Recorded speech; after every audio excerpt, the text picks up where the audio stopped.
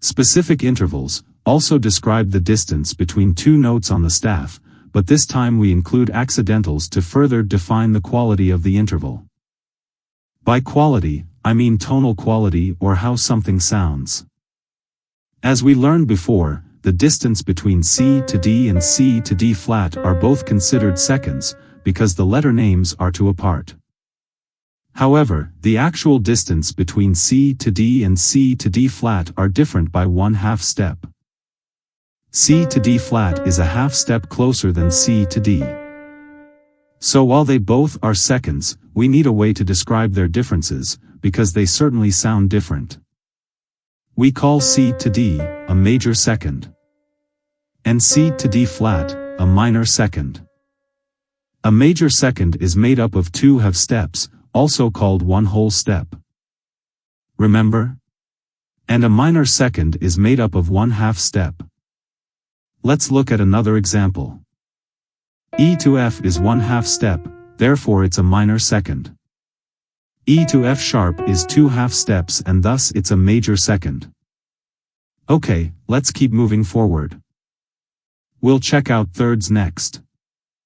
A minor third is equal to 3/2 steps, and a major third is equal to 4/2 steps. C to E flat is a minor third, and C to E is a major third.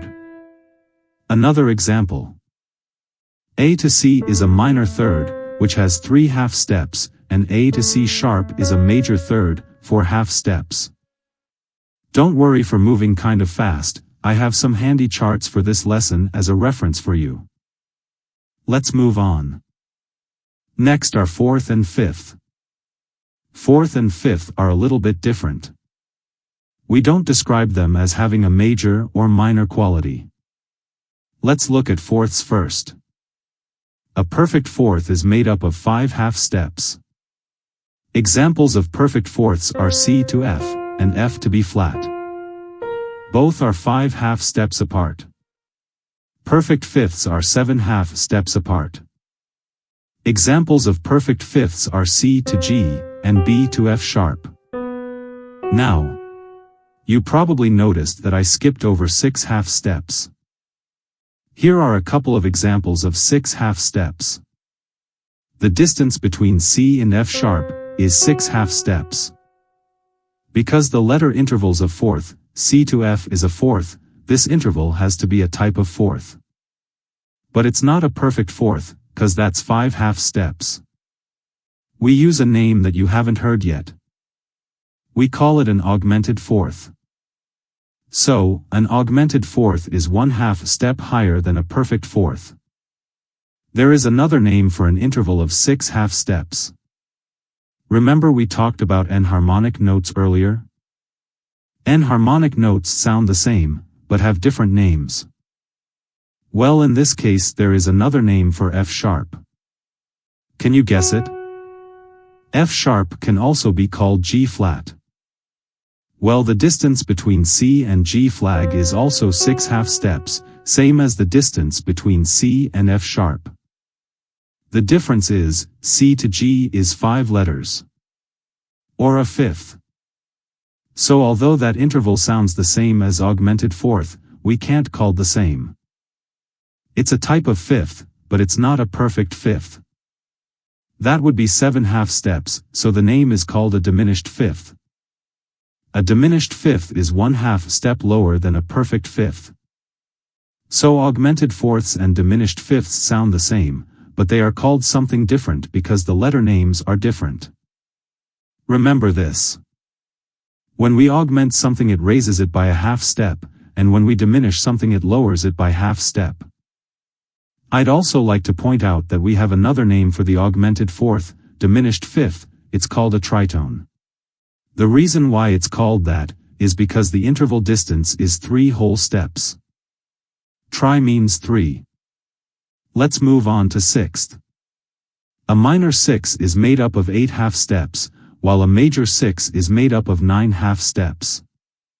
C to a flat is a minor sixth, and C to A is a major sixth. Also, E to C is a minor sixth, and E to C sharp is a major sixth. Next is sevenths. A minor seventh is 10 half steps, while a major seventh is 11 half steps. Examples are, C to B flat is a minor seventh, and C to B is a major seventh, 1 half step higher than a minor seventh. Finally, a perfect eighth, also known as an octave, is 12 half steps. So, C to C above it is a perfect eighth, also known as an octave. I'd like to point out a couple of things. First of all, only seconds, thirds, sixth, and seventh can have a major or minor quality. Fourths, fifths, and eighths use perfect augmented or diminished instead. It's possible for seconds, thirds, sixth, and seventh to be described as augmented and diminished as well. Let me give you an example. First, to make a major interval, like a major third, C to E into a minor interval, I just lower the third by 1 half step. So, C to E flat is the minor interval. To make a minor interval into a diminished interval, lower the third again by a half step, which in this case, would be C to E double flat. Not exists.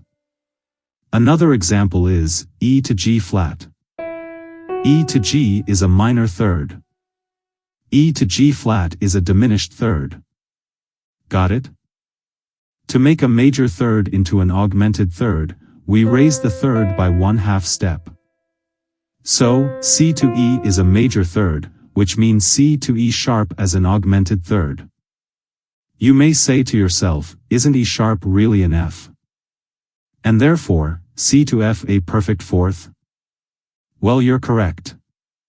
E sharp and F are enharmonic of each other. They're different names, same note. But remember, we use enharmonics for a reason.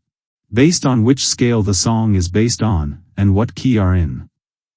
So sometimes we need to have an E sharp instead of F, and in that case, the distance between C to E sharp, while it sounds the same as a perfect fourth, we have to call it an augmented third.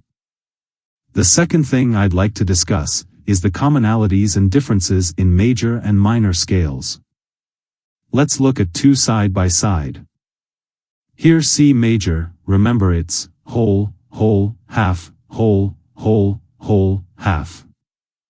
So that's C, D, E, F, G, A, B, C, and C minor, which is whole, half, whole, whole, half, whole, whole. So the notes are C, D, E flat, F, G, A flat, B flat, C. The major scale uses major intervals, so major seconds, thirds, sixth, and seventh, while minor scales use minor intervals. Minor third, sixth, and seventh. Remember, only seconds, thirds, sixths, and sevenths can be considered major or minor. The one caveat here is that in a minor scale, the distance between the first note and the second note is actually a major second. Both scales use perfect fourth, fifth, and eighth.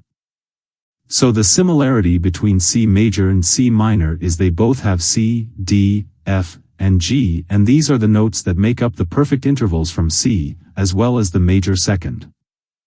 They are different because all the intervals, besides the second, that can be major or minor, so thirds, sixth, and seventh, are major in the C major scale, and are minor in the C minor scale. So C major is a major second, major third, perfect fourth, perfect fifth, major sixth, major seventh, perfect eighth. And C minor is a major second again, and then a minor third, a perfect fourth, perfect fifth again, a minor sixth, minor seventh, and perfect eighth. Does that make sense? For me, I think it's good in the beginning to learn about intervals by how many half steps are in them. So a major second has 2 half steps and a minor third has 3 half steps. You should think about them in these terms as well, and use this half-step chart as a reference to remember how to build each interval. So if I ask you to give me a perfect fifth starting on C, if you look at a keyboard, count up 7 half steps from C, and get the perfect fifth, and the note that brings you to, is the G. As long as you remember how many half steps are in each interval, you can build them all. But, as you become more and more comfortable with major and minor scales, I think it's easier and faster to think about intervals in terms of how they fit into their scale. For example, a minor third to me is the distance between the first note and the third note in a minor scale.